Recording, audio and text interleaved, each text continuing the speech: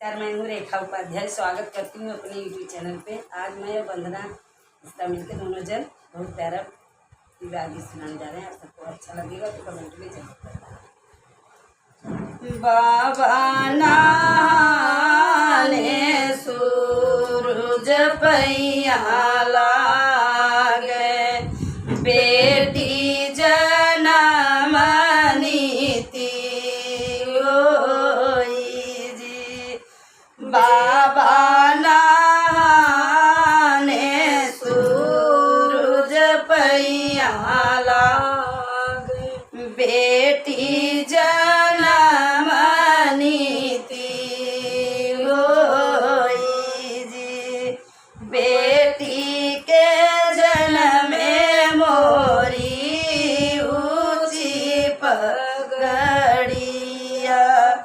जेहि घर संपत्ति होई जी। बेटी के जन्म में मोरी ऊंची पगड़िया, जेहु घर संपत्ति होई जी। माई नानी सूरज पैया लागी, बेटी जनम दीनी होई जी।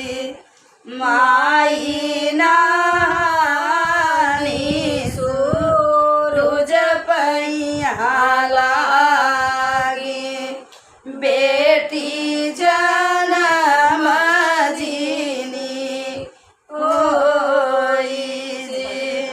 जय दीन बेटियो तोरा जनम भय, बेटी जनम मोरे झाजरी को किया। दिन दिन हो भैनी गोड़ जी, बेटी जनम ले मोरी झाजरी को किया। दिन दिन हो भैनी गोड़ी, जय दीन तोहरा जनम भये बेटी, होई बजरवा के रात जी। जय दीन मोरी बेटी तोरा जनम भइले बजरवा के राती जी। सासु ननद मोर दिया नानले, स्वामी मोर सुतई खरियान जी।